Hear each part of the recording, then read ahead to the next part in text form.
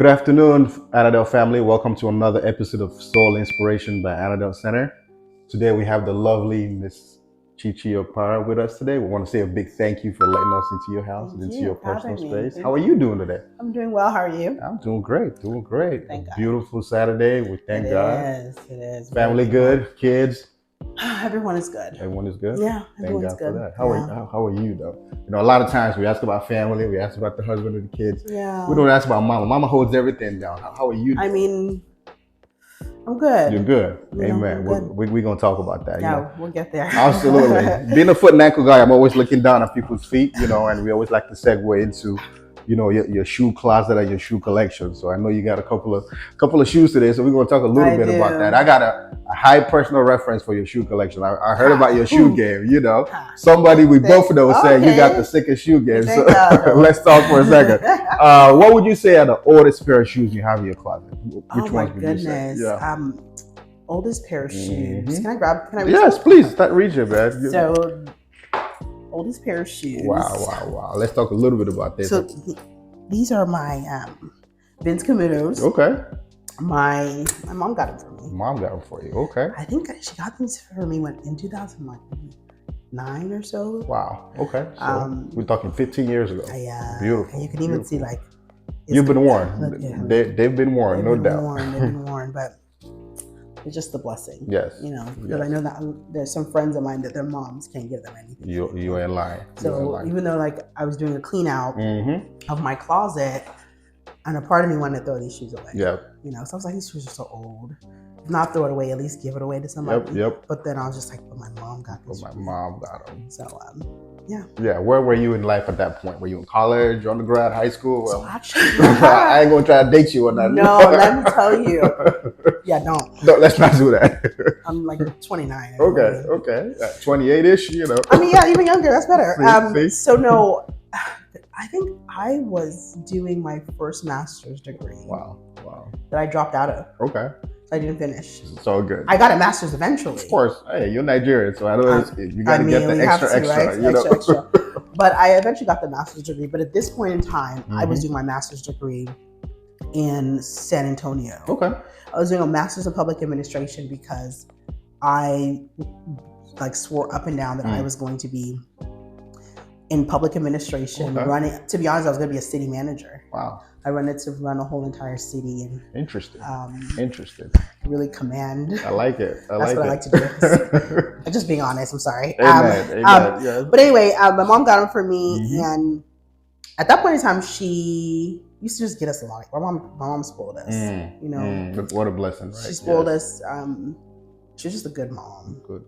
I mean, just a good mom. I can't say anything. I know a lot of people, like I still have the Nigerian traumas because we have them. We all do. Yes. Yeah, we have them. But she was a good mom. So, can I share a story? Oh, please. Just my journey. So, please. So, came to America when I was 5.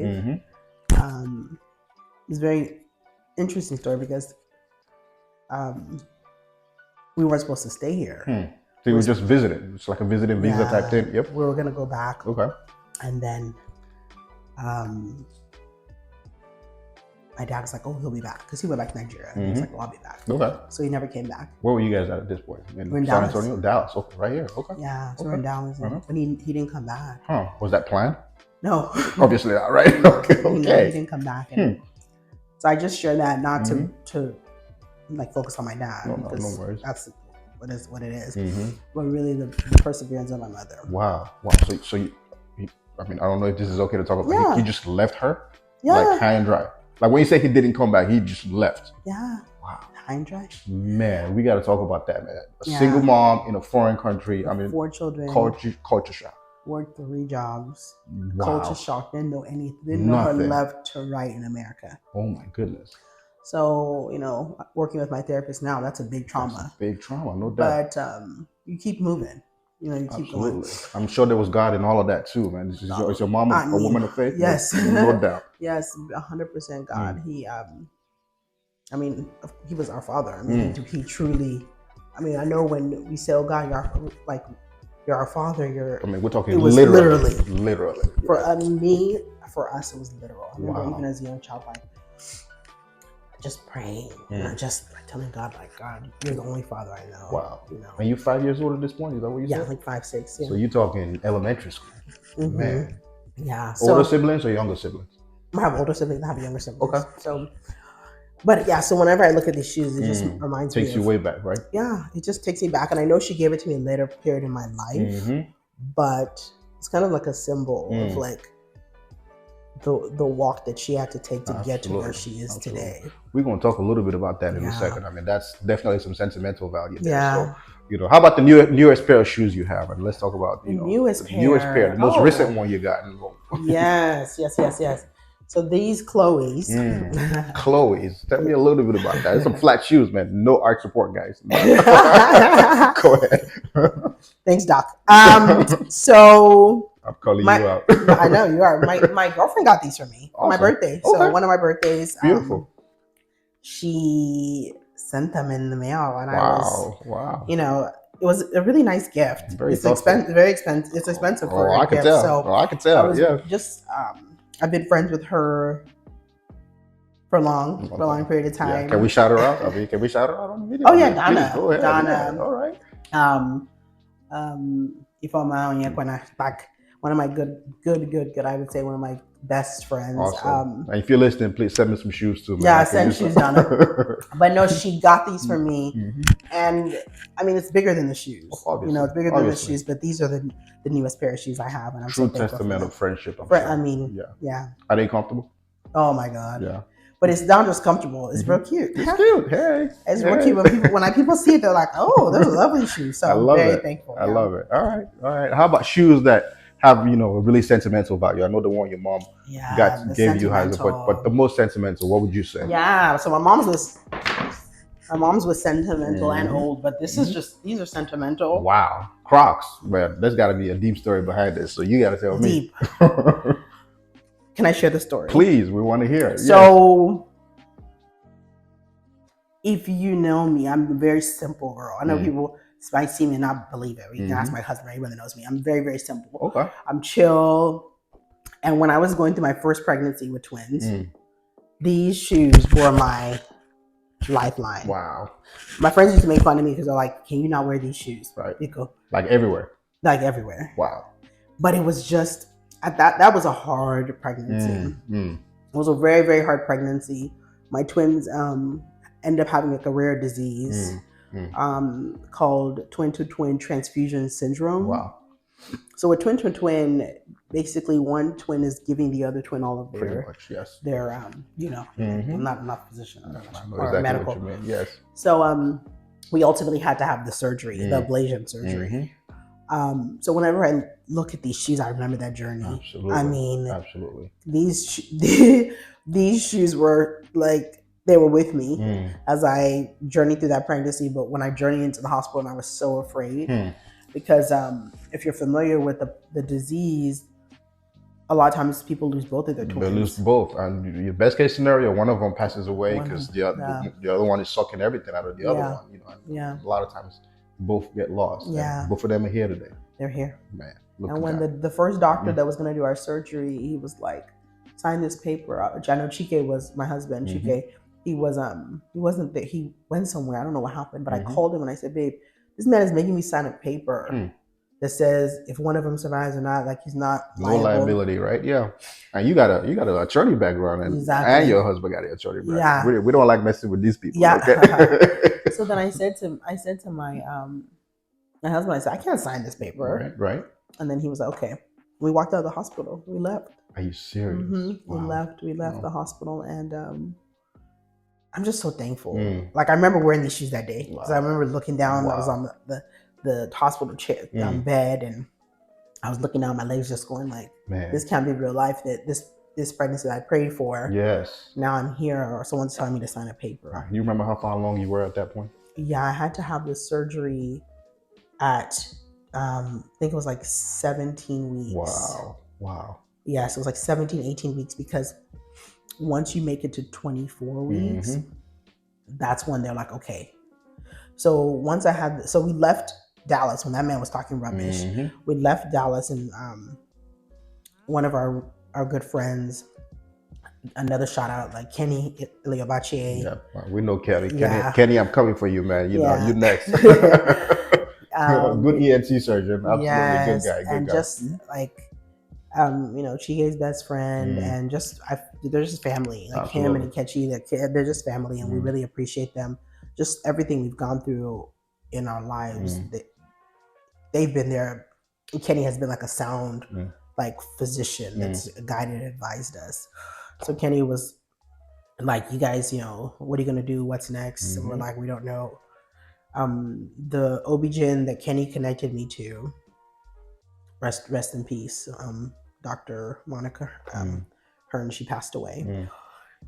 She was my OB-GYN, and she was like, well, there's another doctor in Houston. So we ventured to Houston the day before 2 days before my baby shower. Well, that must have been so tough. It was a lot. We drove to Houston 2 days before my baby shower. We went to go meet him.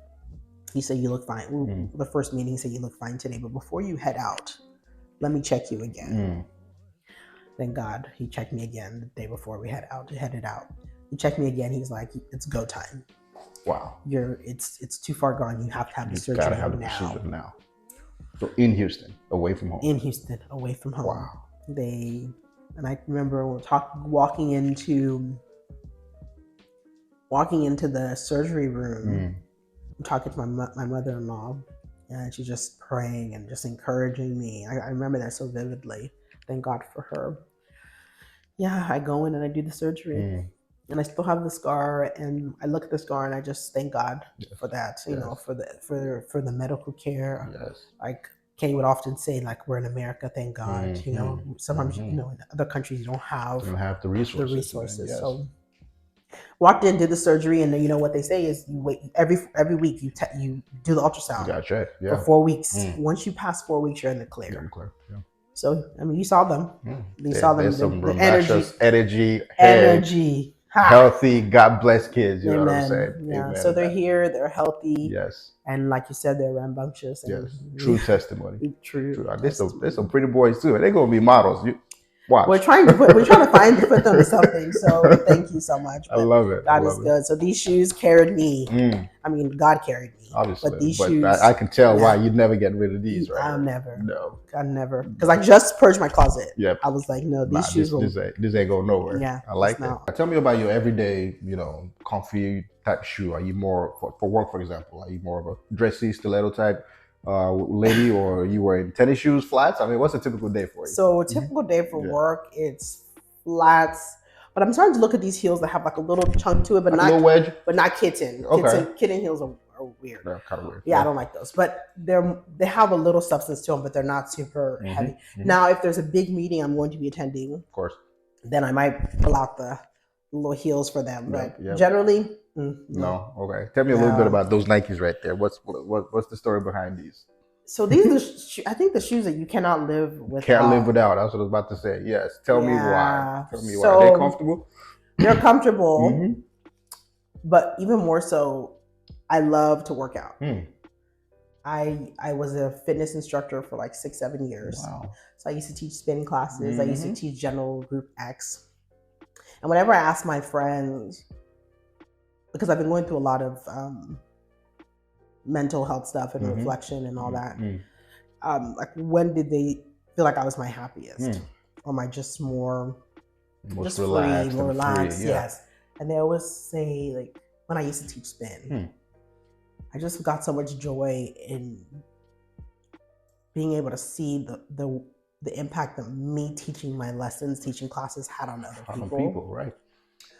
So yeah, these shoes, whenever I look at these shoes, I'm like, man, this just tells me what my body can do, that like the space that I'm most happiest in, even though I haven't been as diligent in working out because life has been happening. Kids, family, all of that, right? Yeah. But it's essential. This was essential for me. Absolutely. Yeah. Absolutely. Yeah. Good story, man. How about shoes you'd most likely want to get rid of, you just haven't gotten rid of yet? Do you have any of those here? No? Let's talk a little bit about these, man. These are my husband got me though. Look at that. I was about to say, the man definitely hooked it up. Did he get it right though? Did he get the size right? Did he got everything right? Because I was there. I was like, babe, I want those ones. I want those.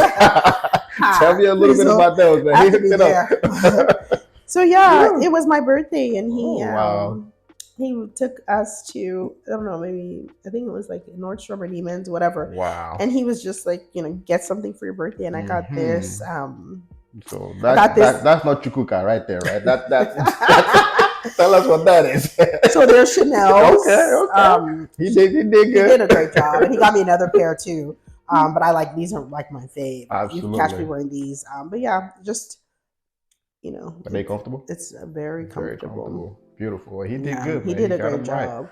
Absolutely. Thank you for asking. Absolutely, ma'am. So yeah, thanks for sharing those with us. You definitely have a pretty nice shoe game. Thank you. I can tell you take comfort to a next level. So it's not just about looking pretty. Yeah. You definitely want to be comfortable. Yes, I do. So that's awesome, man. Let's talk a little bit about your journey. I know you kind of work on Wall Street, but you've come a mighty long way from somebody who was 5 years old, with a single mom and being on Wall Street. I mean, obviously, God must have brought you, a mighty long way. Did you, as a child, always want to be, on Wall Street, or what was your goal at that point? Every child, what do you want to be when you grow up? What were you thinking at that point? Yeah. That's such a good question. It's so reflective, especially right now at this time in my life where a lot of what I'm doing is reflecting. Right. What did I want to be when I grew up? I wanted to be a teacher. Interesting. Okay. It was a big deal. Like I wanted to be a teacher, and I would tell my mom, like, "Mom, I want to be a teacher." She said, "Ha, teachers don't make money." No money, that business. And I said, and I was like, "Well, Mommy, I want to be a teacher." Yeah. Like, I got joy in Absolutely. teaching other people. And it's so funny because a few days ago I was reflecting on just that. And I think I'm able to teach in the work that I do. That's awesome. Yes. So I do believe, like, through my coaching company, Her Power Pose, and then through my job, there's so many components of it that allows me to teach and inform people, right? Educate. Just bring a new way of seeing. That's a big thing for me. Absolutely. Yeah. A lot of us, when we watch TV, we see Wall Street as this glamorous place where everybody making stupid money and all that. How did you get there? What did you do in undergrad? What was your degree? And I know you have a couple of masters. I have one master's. So let me tell you, God. Yes. It's all. I mean, truly, everything in my life is God. Yes. Because for all intents and purposes, I shouldn't be here. I shouldn't be making what I'm making. Wow. None of it. Especially for someone who wanted to be a teacher. Right. You go from making 40, 50,000 to like what I make. But the journey. So I always knew I wanted to be a teacher, but then when my mom said that they don't make money, my mom's opinion is big for me. So whatever she says, stop, I'll stop. Like that's just, I've always been that child that listens. I don't have time to be disobeying my parents. Right. I mean, honorable professional. Obviously, we need teachers in our life. We love teachers, 100%. Right. Thank God for them. Thank God for that. We wouldn't be where we are. We wouldn't be where we are. And I can't teach my children. Amen. Like they can. The way they're very focused. Right. So there was a transition at that point. There was a transition. Your mom talked to you, right? When she talked to me, I was like, just because I respect value my mom her and listen opinion. to her. Value her opinion. And she was just like, think of something else. So I was like, well, I'm not going to medical school. Smart choice. You're going to be paying school up forever. So stay away from that. I'm not going to medical school. I'm not going to be an engineer. I'm not going to be a lawyer. But what talent I have is I am good with words. Like and I don't want to sound like I'm bragging because it's not bragging. It's not me. That's just you just know your gift. Yeah, the gift that God has given you. Yeah, I can speak on the fly in high pressure environments. Right. So I knew I had that, and I knew I was. My mom used to, when I was growing up, when one of my siblings would be getting a beating, a spanking. Let's just call it what it is. We know about that. I would always step in, and then mom would be like, Junior, move out of the way. Let me. And I would stand there. And I'm like, Mommy, no. Wow.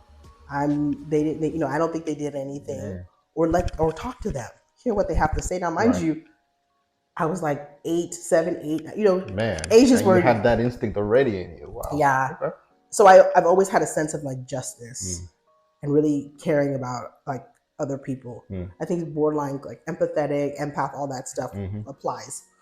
So I had those two things. Okay. So gift of language and then really justice and really hating to see fairness, injustice. right? Yeah, wanting fairness. So I found out about this thing called diversity. I don't know how. I don't remember how, but I knew that it's something that, wow, you're fighting for people. You're fighting for underrepresented groups to have a voice. Absolutely. In a space that they're not often in. I was like, sign me up, right? So in college, I knew that the path that I wanted to be in was in HR, where I was the face of the company, right? The voice of the company, right? People usually can't get through the company without talking to HR. Right? Yeah. So I knew that, but I knew that the journey would ultimately take me to like the justice part, like the diversity part. Okay. So when I think back, I actually wrote it down somewhere where I was like, I was like maybe 21, and I was like, I'm going to do diversity in HR. Wow, actually wrote it down. Yeah, I wrote it. I usually try to write everything down. My big sister gave me that advice, and I've used it. So ultimately, the journey into HR was hard.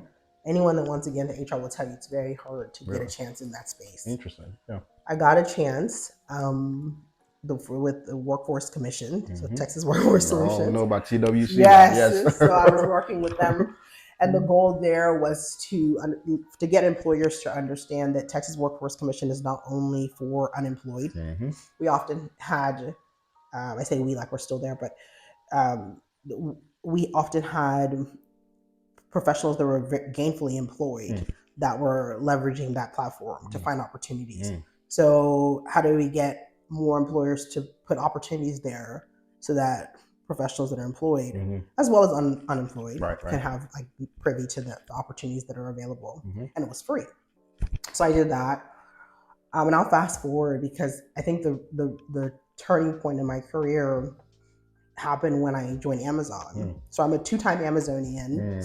Anyone that's ever worked at Amazon knows what that means. It's a crazy place. Right. A very hard company to get into. Were you in HR also when you went in there? Yeah, so I was in HR. Okay. I had the opportunity at Amazon to build.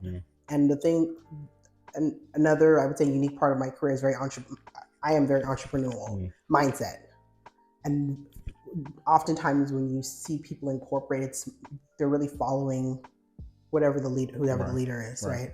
And I want to break like the status quo. I want to do something and do it different. So I had the opportunity to go to Amazon and I just did things differently. I built stuff, things scaled internationally, new ideas, new ways that they weren't thinking about things. I did really well there, was tapped to go head up diversity and inclusion for another segment of Amazon in the general and administrative. So basically in our legal finance space. And then Wall Street came and said, hey, they said, we have an opportunity. And I said no the first time because I was building something at Amazon that I thought was pretty cool and I wanted to scale. And the second time around, I said, let's see what happens. So 11 interviews later. Wow. 11. Yeah. You gotta say that again. 11 interviews later. Wow. It was a lot of people. Wow. So I got the opportunity to interview with ran the gamut of levels within the organization. So managing directors, senior VPs, mostly MDs. Managing directors were a part of my interview loop. And then I got a call that I got the job, and all the people I interviewed started calling me, and here we are. 2.5 years later, I'm leading the diversity strategy for the Americas for engineering within the firm. That's interesting. Now, a lot of stuff has been in the news lately about DEI. I'm sure you know about this, and they've been politicizing this whole diversity, equity, and inclusion. Yeah. I'd love to hear your opinion about that. You who's in it, you live it, and thank God for people like you who give the rest of us opportunities and help, show what First off, what is diversity to you? I mean, how would you define that? Yes. A lot of people just think diversity, they think race, and they're stuck there. That's an important factor, especially being in America. But how would you define that? Why do you think that's important? So how I would define diversity, right? When we think about visible diversity. So visible diversity is clearly, right, the races, sex, right, that what we can definitely see. But there's so much intersectionality with people that we engage with, right? You might see a heterosexual, cisgender male, white male, and be like, well, he's the majority, right? But the perspective I'm starting to take, because I really wasn't, earlier in my career in the diversity space, I think a lot of practitioners can fall into the space where diversity is synonymous with Black. Right. That's the thing. That's the thing. Yeah. But if you really think about it, Mhm. like diversity is very broad, Very broad, right? right. And because of it, the intersectionality of individuals, you cannot look at someone and determine if they meet Meet that. the diversity. Right. So when I think about diversity, the way I envision it is that you're in a space in which everyone looks differently and has had different experiences that are coming into being able to come in and form their own opinion. Research has shown, right, the diversity, the impact it has on a business, just from even profits and revenue, all of those kind of measurable impacts that the companies generally use as the standard for if they're doing well. Right. Right. Diversity has a significant impact on that. So it's important. It's important for representation. It's important not to define diversity as having only Black people, but really thinking more broadly and looking at it more holistically from a perspective that someone may not look from a visible perspective, but they could have like a invisible disability that brings them to the conversation, and we can 100% define them as a diverse individual. Absolutely. So that's my perspective on diversity. I think it's pretty consistent with a lot of the diversity practitioners I'm friends with, and I respect kind of their thinking around the space. Now, what's happening with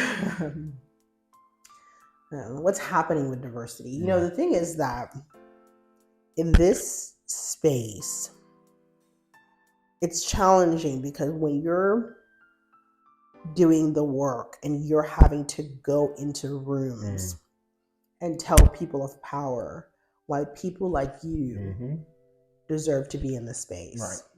Because what often happens is when the majority, and when I say the majority, it's a term in the diversity space for the people that have the power. Pretty much, yeah. We know who have the power without me having to like say it clearly. Right. So when you're going into the spaces, and generally it's the majority against, I don't like the word against, but the majority kind of coming to me and saying, hey, Chichi, like, what's your perspective on this? Right. And oftentimes the perspective I'm sharing is like database. Like I'm looking at the data.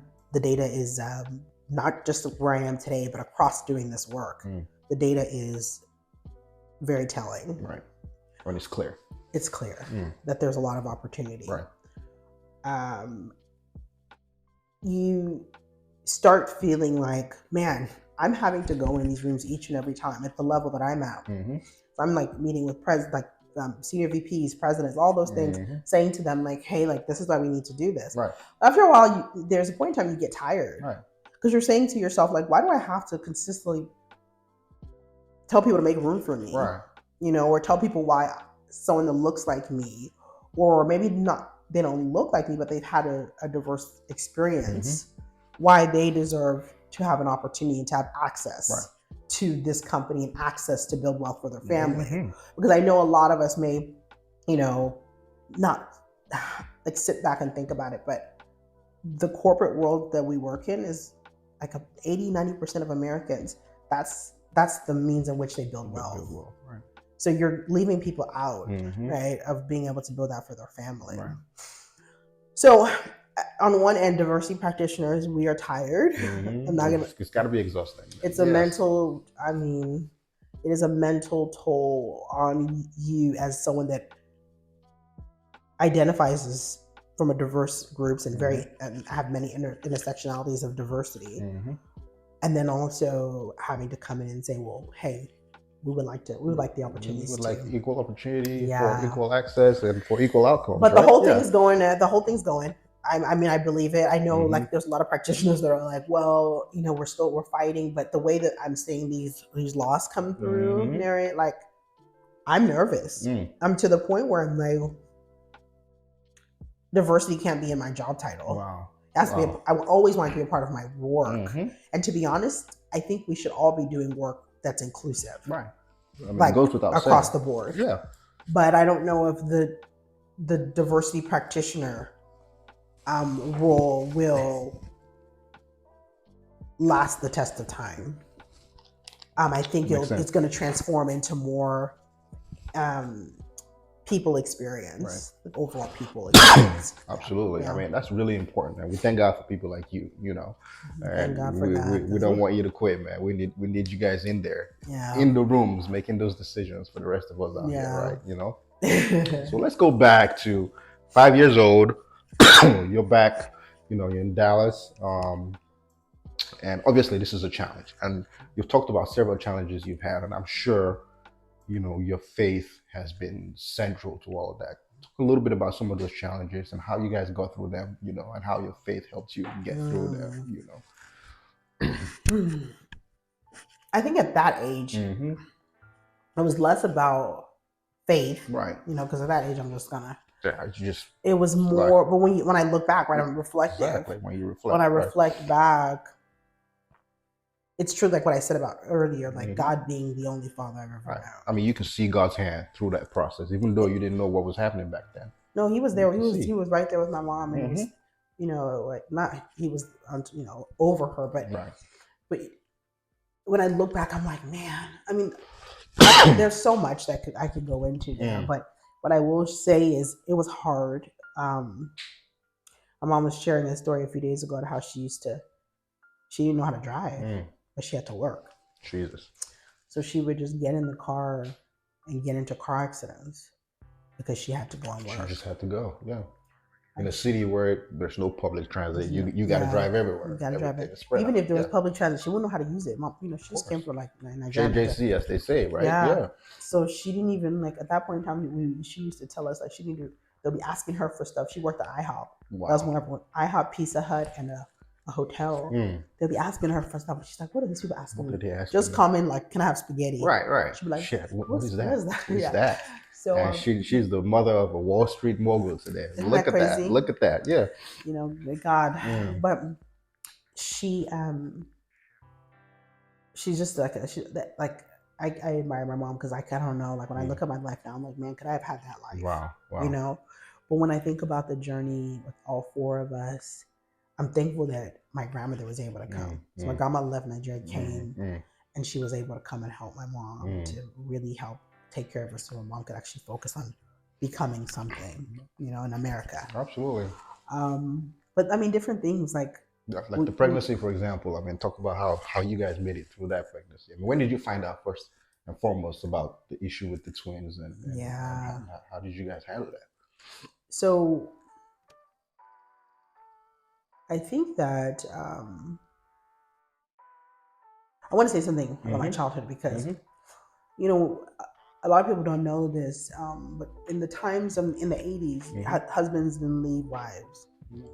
So my mom, when we would go out, people would point at her and be like, "Oh, she did something. It must be her fault." And there was a stigma, right? Especially in the African community, right? Yeah. So there was a point in time, not the whole time, like earlier, like I feel like there was whispering about our family, and we suffered. Like suffered before my mom brought my grandmother here so she can do something. Like, I mean, when you're living with like mice and you can hear them and you're nervous. I mean, you begging family to stay with them, but they wouldn't open the door. I'm not gonna say any names, but she persevered. She persevered. And I think I'm so thankful for a resilient mother because she taught me that like resiliency like no other. Yes, and it's the fruit of the spirit. The Bible talks about long suffering. That's what it is. Resiliency and perseverance. It's Christ flowing through her. Yeah, 100%. And I got to see it, just every day with real my life. mom. Yeah. So for the twins, so I prayed long to get pregnant. Really? Okay. I prayed long for it because I had fibroids. Fibroids. I had 16 fibroids. Wow. 20-something polyps. Wow. It was real. Like, did you have to have a myomectomy before that? No. I was supposed to do a myomectomy. I love it. For years, but I kept saying, no, not me, surgery. Me. So I've never done surgery. Of course, yeah. Thank God. I've never had to go under for anything. So my girlfriends are like, go and do this surgery. Yep. And I'm like, no, I'm not doing this surgery. My doctor was like, but you can't get pregnant if you don't do this surgery. And I just believed, like, I was like, I'm going to get pregnant. I'm not doing this surgery. So anyway, I end up doing the surgery. I end up doing the surgery. They take all of the fibroids and polyps out. The doctor comes to me and she's like, wow, how you been living through this? All the, it makes your menstruation heavier and everything, and all that. And she was like, how have you been living through this? And I was just like, I mean, you manage. What do you mean? What you gonna do? Go. Just go with the flow. Just go, literally with the flow. So anyway, so the surgery ends and she says, okay, like, let's do like fertility stuff. And I was like, Chai, man, if you know me, I don't take medicine. Like, I don't care if I have a headache. I don't care if medicine doesn't enter this body at all. The only thing I take is vitamins. Okay. So when someone's telling me they're going to come put hormones in my body. Wow. You were resistant to that. Oh, I'm so resistant because I was like, why would I put hormones in my body? Like, I'm not doing that. So anyways, I did the hormone stuff. Like, they were trying to do IUI. I did it for 2 months. My husband's dad passed. Sorry to hear that. Thank you. Yeah, he was amazing. And then, so we ended up going to Nigeria. And I said, you know what? I'm done with this IUI stuff. In Nigeria, I made the decision. Wow. I'm done with this IUI. So I was visiting I remember the place I was. Visiting my auntie. I was in the bathroom in her house in Abuja. And my cycle just came. And I was like, man, I thought this was going to be the month that I got the pregnancy. Right, yeah. Well, my period came and it did. I said, you know what? This is who, I mean, what I need kids. Me and Chichi live our best lives together. We gonna live our best life. Like, what? Did you feel like that was God speaking, or was that you? That was me. That was 100%. That was me. So I was like, I'm not doing it anymore. So after the burial, everything, I came back to Dallas. I colored my hair. No, we lived in Austin at this time. Sorry, it wasn't Austin, but I came to Dallas. I colored my hair. I was like, if I'm not gonna get pregnant, I'm gonna be the finest Chichi ever. So I colored my hair. Man, ready for your best life. Ready for my best life with me and my husband. So, something that stood out is that when we were in Nigeria, a woman in my husband's place in Isochi, she came and she touched my belly and started praying for me. And she was like, "Oh, just touch it." And she was praying, and I was like, "Amen." But when people touch your belly and pray, you're like, I mean, we know about that. You got to know where that spirit is coming from, exactly. Right? Yep. So I was like iffy about it, but I said, "Oh God, okay, I'll stay here." So anyway, we get back. I'm living my best life. Hair is colored. It's cute. I mean, I'm loving myself really. And then come July, my husband throws me a little surprise birthday thing, birthday brunch. And when we get back to Austin, because he did the brunch in Dallas. We get back to Austin. I said, let me just take this test. Let me just take this test because the weekend before, maybe after, my girlfriends, like friends I've been friends with since like 20 years, they pulled me away from home to take me do a hotel stay with me because I was really down. I was down about stuff going on with my mom. I was down about pregnancy. I was down about Chichi's dad passing. It's a lot of stuff. And they came and we really had a good time. But before I left, I was like, okay, babe, let's get it in. Let's do our, when you're trying to have a baby, you have to get your. You got to get regular, man. So we got it. We got regular. But the thing is, I was like, my mind was like, I don't know if this is going to work. It's still rushed. My friends are now calling me to come. And then I'm going to go have this party with them. And will it take? So July, I think it was July 19th. I took a pregnancy test and I was positive. Wow. But that's not even the story. The story is that by that time I wasn't, I stopped doing the IUIs and stuff and all that in May. I wrote that down. So I wrote it down the year before that, because I like to write down my prayers. I wrote it down and I said, God, by your grace, by July, I think I said that the year, July 2018. Wow. I will be pregnant. Wow. Look at that. But let me tell you. Wow. We're twins. Get out of here. You did not say that. You're going to have to show me that paper. You got to show me that paper. Hold on. What? I'll find it and I'll show it to you. It's all good. I'm just kidding. I believe you. Yes. So I was like, because my sister has fraternal twins. So it does run in the family, huh? No, well, you're a physician, so identicals Yes. don't run. They say they don't run in They don't. families. I know what you mean. I know what you Yeah, mean. so my Yes, but sister if has somebody else fraternals. has it, Yeah, right? Yeah. but I said, and my auntie has it too. So I was like, okay, I'll have twins. It'll probably be fraternal. Right. Okay. So I wrote it down. So to see that it got positive in July, again, God answers prayers. So I go to my doctor's appointment to check everything. But at first, I'm doing. I did blood work, and my ACG levels are so high. And then I was like Googling, and it said when your HCG levels are high, it could be twins. I said, twins, right? My dream, my prayers, like God has dreams are put out coming my up. bread. Well, yes. So I was like, what? So when I get there, I'll never forget. I'm so random. I'm sure I do random stuff. So I was in the elevator. I was going to the appointment myself, and I was in the elevator. I just touched my stomach, and I said, God. And some people might think some type of way about it, but this is just me. But I said, God, if you are with us, and us being me and Chica and this marriage, this journey that we're going through, I'm having twins. In the elevator myself, I just said that out loud, and I touched my stomach. Wow. So I walked into the doctor's office. She did the probe, and she said, "You're having twins." My God. I'm getting goosebumps again about that. God. And then she was like, I said, I know. She said, what do you mean? How you know? Like you got your own ultrasound at home? She said to me, what do you mean you know? I said, I know. I said, I prayed about it. And then she was like, what sex are they going to be? I said, boys. Wow, that's taking faith to a whole different level, man. I got to come to you. What? And then she said to me, they're probably going to be boys. If you knew there were twins, they're probably going to be boys. So when I find out, I don't remember the day I found out they were boys because I already kind of knew they were boys. Right. So yeah, let's talk about Zoe and the experience with that. Yes. You know what's so funny?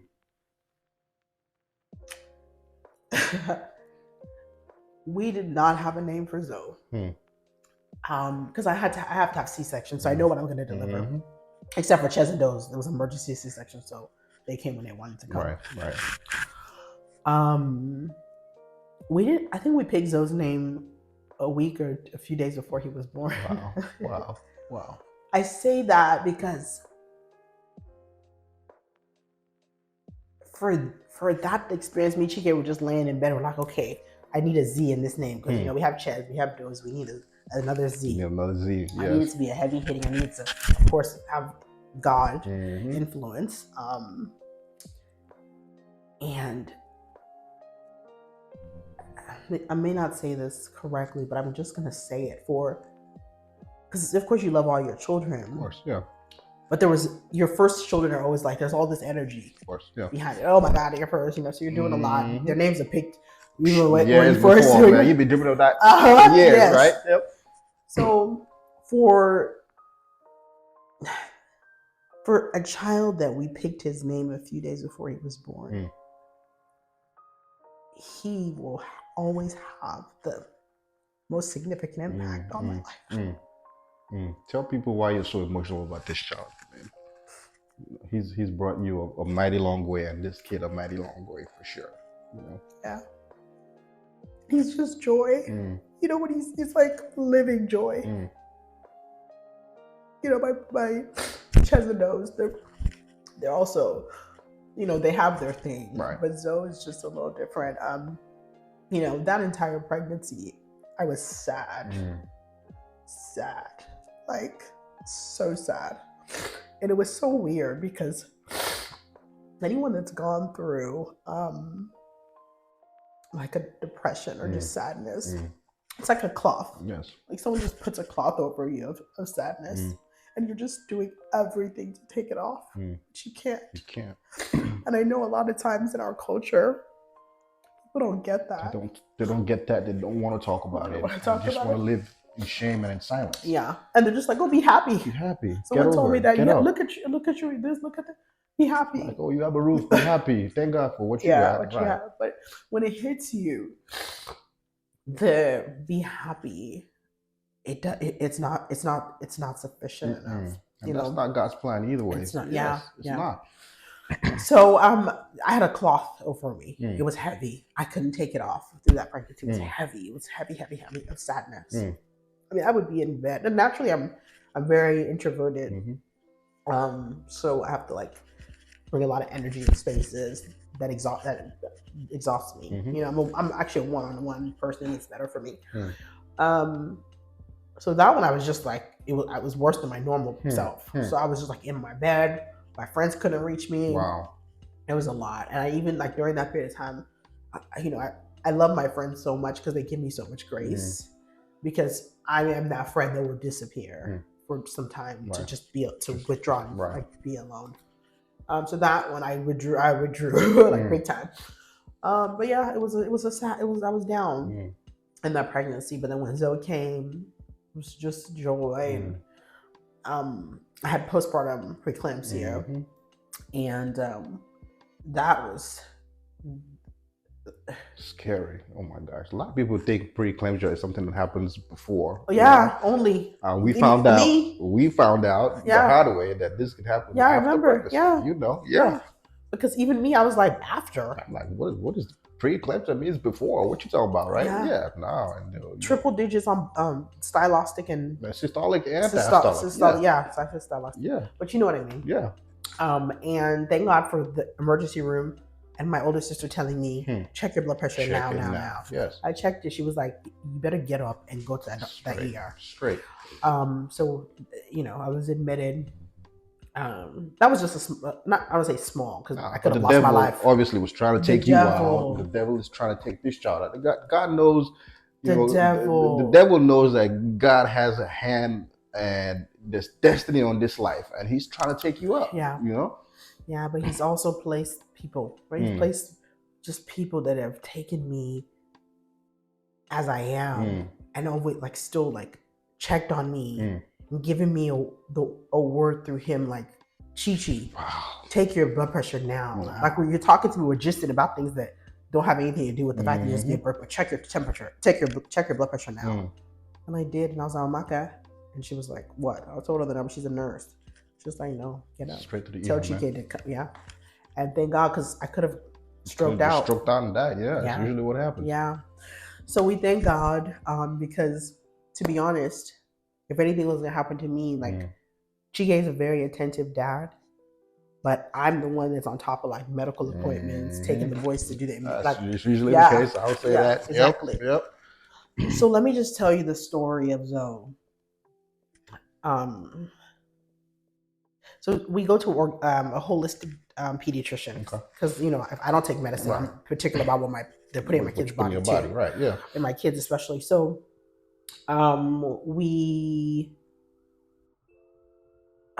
God, I just think back and I just thank God because the devil works. He works. But, God is always victorious in the plan that He has for our lives. So I'm so thankful. So I was so late to Zoe's doctor's appointment. The pediatrician I go to, if you're 15 minutes late, they don't play. They're canceling you out. They cancel you immediately. Right.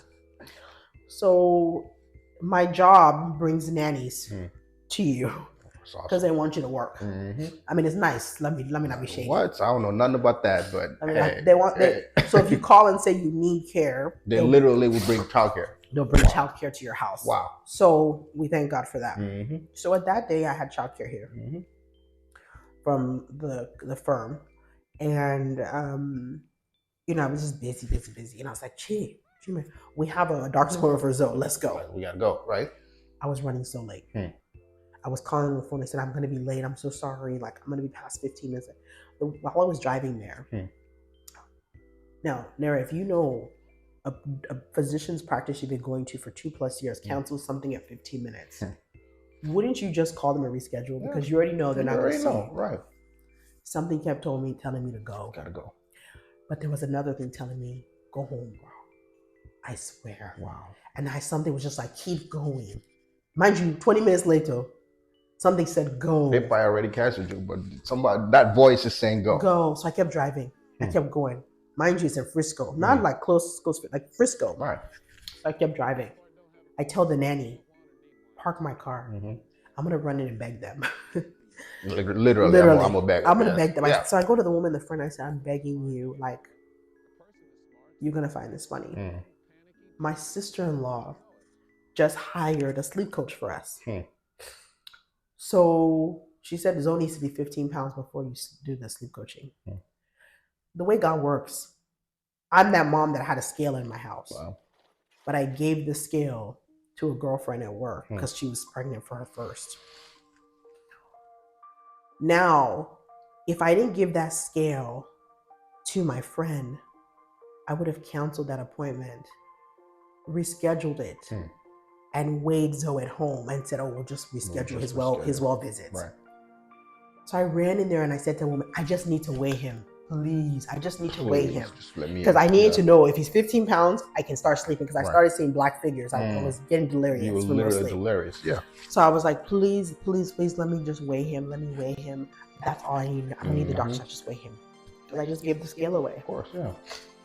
So she said, okay, we'll let you in. Then I said, oh shit. Sorry. You're good.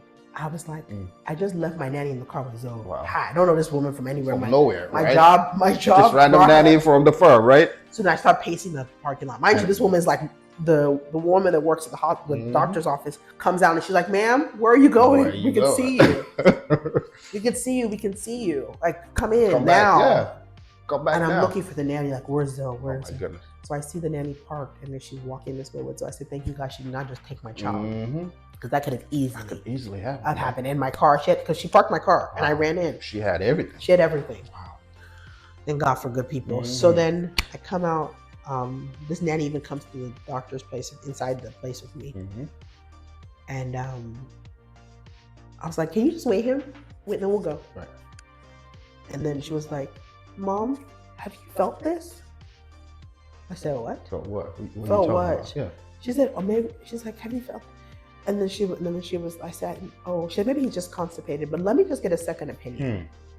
She brought in another nurse, and the nurse felt it, and she was like, "Let's go do an X-ray." And I said, "I thought we don't like X-rays. Like, I go to organic." Yeah, they don't like radiation. None of that. I said, "I thought we don't like." She said, "We don't, but for this, we need to." Right.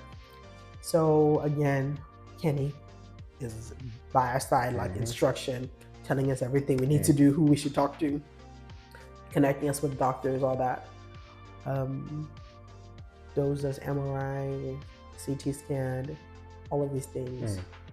And they find the tumor. They confirm cancer. He has cancer at 4 months old. 4 months old. Jesus. Yeah, 4 months old. Cancer diagnosis at 4 months old. And the day that we got the call, I'm so thankful for the friendship she gave Bill with Kenny, and that just them just being who they are. So before the doctor called, Kenny called him and told him, because Kenny could see, Dr. Jal could see. We got access to those images and stuff, right? So he saw it and he called Chichi and said, "This is what's gonna happen," and I knew it. I felt it. You had that feeling. I was like, I just was in my bed crying. I was bawling. And Chichi came when he told me, and I was just like, but the thing is, when he was on the phone with Kenny, I kept following him because you could feel it when you were married so long. You feel the energy you of can like see the tense. Yeah, you can see it. So I was like, and then once I felt that energy, I was like, it's confirmed. He told me, and I'm like, what do we do now? What do we do now? So then Kenny connects us to a doctor, Dr. Anani. And I have to say these doctors' names because when I tell you Cooks, God really used those people. I mean, God used Cooks, God used Dr. Anani, Dr. Akers, all the Dr. Libachi, who has been the Dr. Libachi, constant presence, Kenny, right? Yes. Yeah, Dr. Libachi. I don't, you call him Kenny. Yeah. So all right, Kenny. Yep. So all of these people just instrumental, and when Kenny connected us with Dr. Anani, he was like, "Oh, I head up the hospital." Wow. But the way God works, I'm not saying that Cook's Children was built for us, but Cook's Children was built 2-3 minutes away from us, and that's where Zoe did his treatment. Literally, they just built it right down the street from you. Yeah, imagine that. Not having to drive 15 minutes to downtown Dallas when you're there. Fort Worth, it's an hour plus. What are we talking about? That would have been the hospital if this one wasn't there. So he went through radiation. He went through chemo. Well, first he went through surgery. They took out the tumor and they gave him his line port and his line. And then we did chemo and radiation. and here we are. Here we are. We're out. Here We're out we of are. it, and Here I'm we so are. thankful for Zoe's life. Man, I mean, you are truly a testament to an incredible journey of faith. I mean, a lot of people would have given up. I mean, a lot of people would have given up, but you're here still fighting. You know what I'm saying? And people need to hear that because, Yeah. you know, Sometimes I'm not gonna lie, right? I ask God why. why? Why Of course, me? we all do. We Yeah. all do. I don't care how much faith you got. Why Yeah. me? Why? You know, especially for those of us who are called according to His purpose and feel like, you know. But the thing I always tell people is, you know, the devil, he don't go after people he already has. The Yeah. devil knows he doesn't have you, right? Yeah. Devil knows you're on your way to heaven, knows Amen. that kid is on the way to heaven, Amen. and knows that your kid is on the way to destiny. So he's gonna come. Bible doesn't say we're not gonna have adversity, but what we're gonna do with that adversity, Yeah. right? And you've been able to fight through it, and I think it's a testimony that, you know, you lived it, you're still living, haven't given up, Yeah. and God's hand is still on your life. Amen. You know? Yeah. Still on your A lot life. of people, and when you know, and then your wife, Mhm. when we were talking about this, I was like, Mhm. this is amazing. Like, Right. I love this. Mm. But I'm often asking Chike, well, first I was like, we have to do this. Right. But I'm also asking Chike, like, are we shouting it from the rooftops Mm. enough? Mm. What God has done What God for has us. done. Well, Because when the twins were diagnosed with TTTS, mhm. when Zoe was diagnosed with the Wilms, I didn't see anyone sharing their testimony. Yeah, that's it. That's it. Past the diagnosis, That's it. they disappear. They disappear. You don't hear anything after that. And I'm like, so me, especially with Zoe, I'm like, so what happens to your children What after? happens next? You know, like once they get through all of it, how are they? Where are they? So any opportunity, even if we have to create it, I want to be so intentional about shouting it from the rooftops, Yes. like, and giving God all of the glory, for everything that He's done. Absolutely. And will continue to, and has continued to do for my family. Continue to do. I mean, Yeah. this is such a blessing, and I know a lot of people will be inspired by this story. Talk a little bit about, you know, your business venture, Power Pose. I'm sure that's your next ministry, your next mission. Talk about it and what you want to do with that, and how, you know, how we can see God shine through that. Yeah. With her Power Pose, what I found, especially for women of color, I help all women through the coaching, but women of color, like we discussed earlier, often left out of opportunities. They're left out off of like being able to earn big salaries. And it's things as trivial as like not knowing the right words to use in a space that you're in so that people will see and hear you differently. Exactly. It's not just knowing your worth, but having the right language to communicate it. Right, and communicate. And so through her Power Pose, my focus is for high achieving women to achieve whatever success is defined for them. But I want them to be able to achieve it with balance. Because the most important thing is our family. It's our kids. It's our relationship with God. It's our children. It's our husband, or you know, our partner, or spouse, whatever. That's our priority. But oftentimes you see high achieving women sacrificing all that, you know, so that they can get to that next place. Exactly. Yeah. So the work that I do through my company is really about helping women create more visibility, but doing less or just enough. Because I will be really honest, in my career, by the grace of God, I've had success because of my communication skills. Not saying I don't do good work, but Chike will often laugh, says, do you work? But when we get into meetings, I know the right things to say, when to say them. It's not just about working hard. It's not just about putting my head down and working. It's about the strategy behind how you're navigating the communication, the relationships, and all those different components. So her Power Pose, that's the focus, right? I have my Calibrate Academy. Calibrate Academies, I leverage assessments. I'm going to partner with an assessment company. If you take an assessment, I can help you. Like, it helps you understand like your behaviors, your motivators. We take that as the foundation and then build something customizable for you and your journey in corporate to get to where you want to go. And then I also am going to be launching a membership community. So initially it'll be free for everyone to join, hoping to put some level of cost on it in the future, but initially it'll be free. And I'm going to invite other like heavy hitter women in corporate America to speak. We'll do like coaching sessions live through the group. resources, productivity tools, things they can download. So it'll be like a one-stop resource for people that can't spend the high dollar to work with me on the academy. This will be a very nominal fee for the membership. Absolutely. So y'all heard that. Initially it's going to be free. So you better get in now. Premium is coming. Yeah, so the premium is coming. It's coming. It's coming. But that membership community is specific for me, a opportunity to give access to women that don't often have access. So bringing in VPs, senior VPs, head ofs to come and talk to these women that generally you're not rubbing elbows with these people. Right. Not yet. Not yet. Yeah. But the work I'm doing, I want you to get there. Yes. Hopefully open that door and let people in. Yeah. You know what I'm saying? Yeah. You talked a lot about your mom, and I'm assuming that she's been a huge influence. You know, like who are some important mentors that have helped you through this journey? As Christians, we want to live in family and not live in isolation. And you talked about that stigma where people were pointing fingers back then, being a single mom from Nigeria, people making crazy assumptions. So she was an ever-present mom, and she helped you through. Who are some of the mentors that you can talk about that have kind of helped you through where you are today? And it might just be your mom. Hey. Yeah. You know? Yeah. So I think I would say, from a mentorship perspective, my mom. Yeah, I talked about that. Definitely. My older sister. She's someone I look up to, not just because she's my older sister, but she's a friend. She's like my friend now. Right. We have a really close relationship. What I love about her is that she's who she is.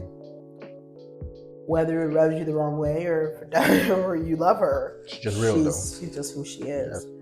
And every space she comes into, she doesn't mince like her true form. And I look at her, I'm like, man, like because I feel like I'm going through a period of like self-reflection and discovery constantly. I think that's my nature, but now I feel like I'm really in it. So I look at her as somebody that's just has always been on kind of in her own world and kind of doing her own thing, and I just admire that so much. And she gives me sound advice. Awesome. She gives me sound advice, not like a big sister, but like she's very balanced in how she sees the world. So she gives you very balanced advice, whether you like it or not. Yeah. It's like, that's awesome. Chichi, here it is. Yes. And then my husband. Beautiful. I've just never met someone, which is actually very annoying. I never met someone that doesn't complain. Wow. I'm just like, man, can you complain about something so we can complain together? Dude, fellas, no pressure, man. He don't complain. Yeah. And I always tell people that. They think I'm what you call it. And what I mean by that is like, he looks at a situation as it is, and he doesn't come and start doing all the, there's probably stuff that he doesn't like about a situation. Right. But he internalizes it, prays about it, That's key. And just he leaves it alone. And I'm like, so 2 weeks ago, one of our boys, Doe's, had surgery, and I was so nervous about it.